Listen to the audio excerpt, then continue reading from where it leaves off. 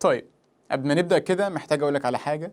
الجينات لا تقيم البشر ولا تحكم على عقائدهم، وكمل الفيديو للآخر عشان تعرف مين هم الدروز وإيه أصولهم وتاريخهم.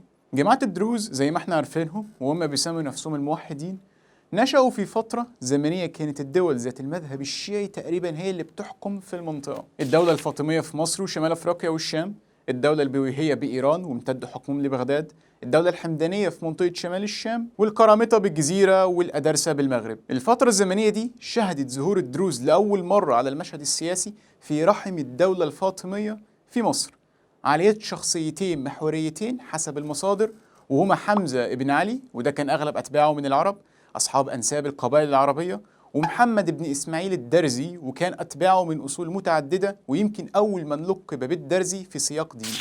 ومعنى الدرزي باللغة الفارسية هو الخياط، ويعتقد أنه كان فارسي. وظهور الدروز كان بنشأة ومباركة ودعوة من الحاكم بأمر الله الفاطمي وقتها، واللي هو برضه ساهم في انتشار فكرهم بالشرق الأوسط وأرث المبعوثين في كل مكان. ومن هنا بدأت تدخل الدعوة إلى دول الشام لأول مرة مع مبعوثين الحاكم. ولما مات الحاكم وتولى الظاهر لإعزاز دين الله، بدأ يحارب أفكار الحاكم، ووقتها تشتتت الدعوة من مصر وهربت من القاهرة، وبقى مقر الدروز الرئيسي هو الشام. وحتى لما وصلوا هناك انتقلوا من منطقة للتانية بسبب الصراعات مع الدول. على سبيل المثال حملات كسروان ما بين 1292 و 1305 ميلادي، اللي قام فيها المماليك بتهجير مستمر لعدة طوائف ومنهم الدروز.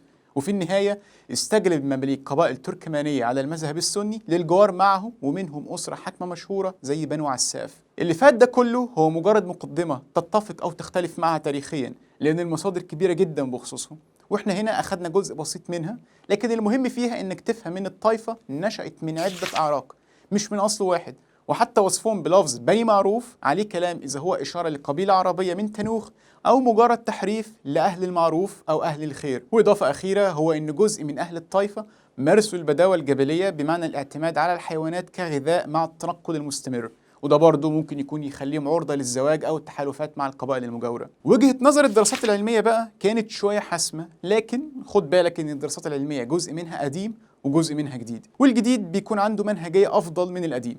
بعض علماء الجينات في الأول اعتبر الدروز جيناتيك ايزوليت، وقال لك والله الناس دي ما اختلطتش في الشام في آخر 1000 سنة على الأقل، بما إن الزواج من خارج الطائفة كان غير مسموح. لكن الدراسات الجديدة تجاهلت اللفظ وخاضت في أصولهم، وأهم دراسة اتكلمت في أصول الدروز هي دراسة منشورة لسنة 2016 في مجلة ناتشر من فريق متعدد وباحثين من جامعة أكسفورد وشيفيلد البريطانية وجونز هوبكنز الأمريكية، وفحصوا وقتها عينات من الدروز من الكيان المحتل، وبحثوا في 3 نظريات تاريخية إذا كانت أصولهم عربية أو أصولهم فارسية أو خليط. النتائج ظهرت وبشكل مفاجئ إن أغلبية أصول الدروز ترجع لمثلث جغرافي بين جنوب شرق تركيا، شمال العراق، وجنوب شرق سوريا، وبعيدين عن الجماعات المجاورة لهم زي السنة والمسيحيين في الشام وأصولهم مختلفة عنهم.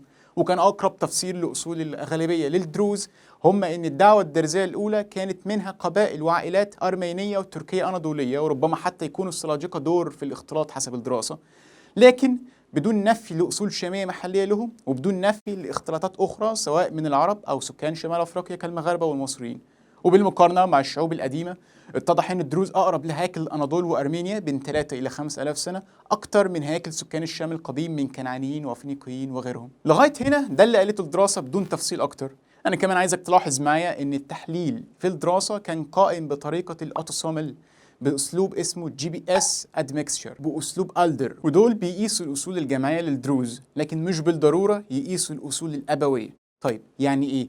يعني لو الدروز الأوائل كانوا عرب أو مصريين أو قبائل مغربية، هتكون الطريقة الأفضل لاكتشاف أصولهم هو قياس الأصول الأبوية المتمثلة بالسلالات، لأن ربما الدروز الأوائل اتجوزوا زواجات من مناطق تركيا وأرمينيا أثرت على اختلاط الأحفاد، ودخلت الخلطة ما بينهم رغم وجود أصول أبوية مختلفة ليهم. وهنا تيجي دور السلالات الأبوية، ومنها نقدر نحدد الواي هابل جروبس لمعرفة الأصول الذكرية الخاصة بنشأة مجتمع الدروز، سواء إذا كانت قبائل عربية أو مصرية أو مغربية. في تحليل السلالات الأبوية بقى، في إحدى ملفات السبلمنتري من دراسة سنة 2017 ظهر إن الدروز عندهم أصول شديدة الاختلاط، علما إنه العينات هنا مصدرها دروز لبنان، لكن تتفق مع الدراسة السابقة.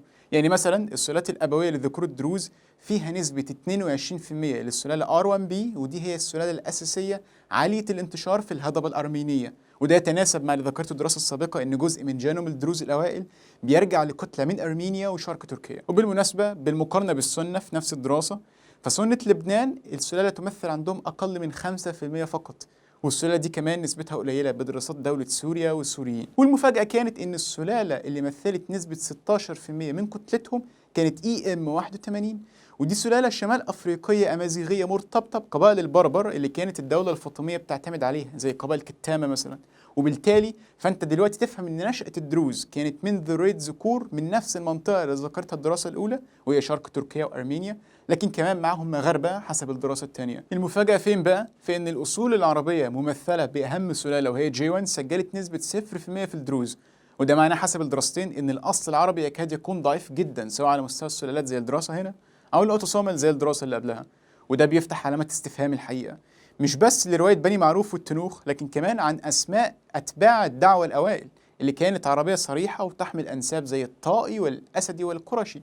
هل بقى انتساب أو حلف أو موالاة؟ الله أعلم، ويمكن مع الدراسات الجديدة وعينات أوسع يظهر العنصر العربي، ولو إنه الاستنتاج المبدئي إنه ضعيف. وأخيرا في سلالات تانية زي J2 وممكن EM78 وTM70 وL تنسب جزء منها لأصول شامية، لكن كمان هي سلالات منتشرة في أرمينيا ومصر وأوروبا. في النهاية موضوع أصول الدروز بيظهر قد إيه التاريخ معقد، والجينات ممكن تكشف خيوط جديدة في سياق القصة.